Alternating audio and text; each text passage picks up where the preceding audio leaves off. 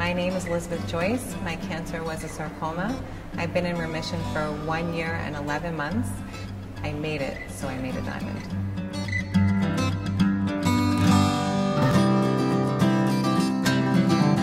Just hearing you have cancer but having absolutely no clue about what the next steps are is frightening. I had gotten a phone call from a doctor that there was some suspicious things that were in my lungs, and after I got off the phone with her, I basically freaked out and put on my boxing gloves and beat the heck out of my wall. And when I was done, I turned around and looked, and Max was standing there horrified, and I said to him, well, if that's the case, if this is going to be this bad, I'm just not going to do anything. I'm just going to cash it all in and go party and enjoy the rest of my time and call it a day. And he walked away from me and went into the kitchen and started messing around in the kitchen, and I thought, this is probably the worst time in the world for you to go get food. And then he came out and he got down on one knee and he handed me this amazing ring that he had fashioned in 45 seconds in the kitchen.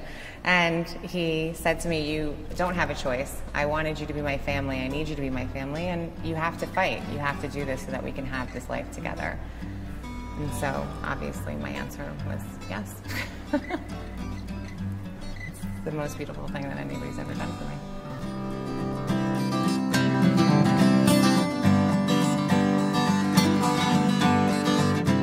The thought of throwing out my hair was very upsetting. I was very connected to my hair. I had very long hair. I loved my hair. I loved doing it curly. I loved doing it straight. I loved playing with my hair, and it was definitely something that it was part of me.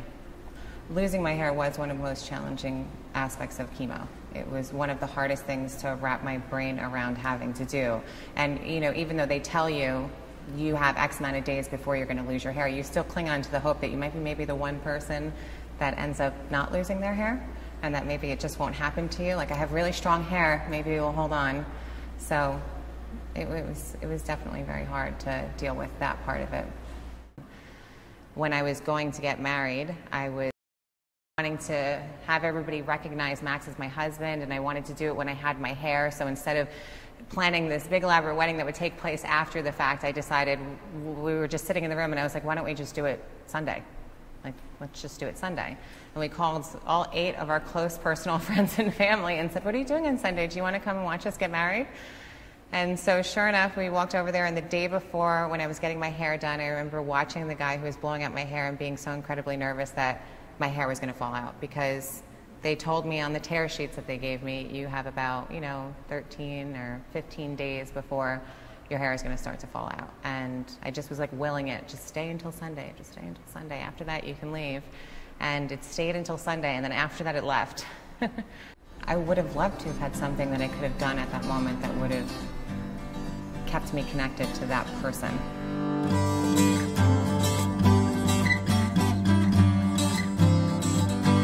This is a picture of me when I got married. This was the happiest day of my life, and I don't think I've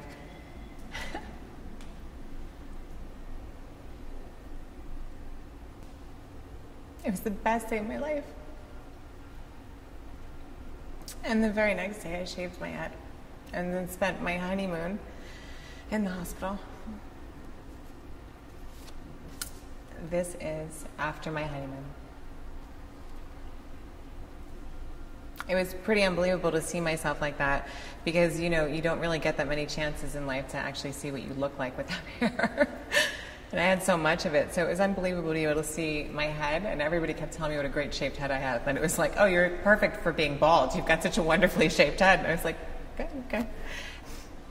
This was the second happiest day of my life, because this was the day that I had my tumor removed. And this was me waking up in recovery, and I was so incredibly happy because it was the first day that I was officially cancer-free.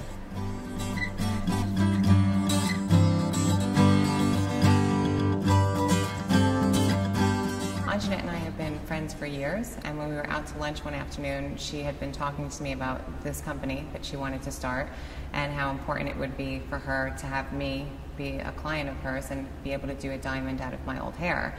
And she asked me if it was possible in any way that I happened to have some of my old hair around, and I thought, well, possibly there could be some on some of my big round brushes. So she said, well, can you go home?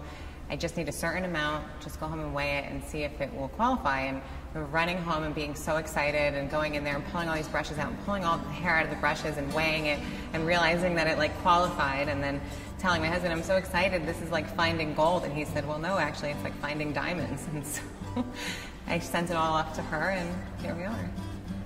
My SKY and LIVI pendant represents one of the moments that I had to show myself how strong I was. Shaving your head isn't something that's that easy to do, but it'll always remind me of how I just took it and ran and was like, let's do this. Let's get through this so we can get to the other side.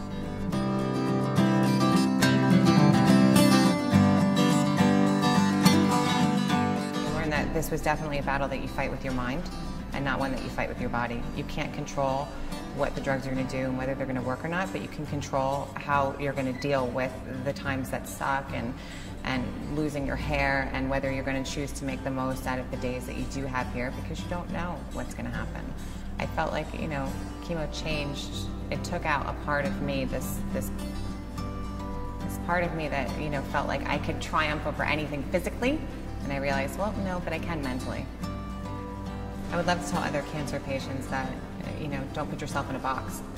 That this is an experience that's unique and individual to you, and even though what you have could have happened to thousands of other people, what's happening to you is unique and it's different, and it's your strength battle, and it's your thing that you have to go through, and you choose your path. Don't let anybody just put you in a box.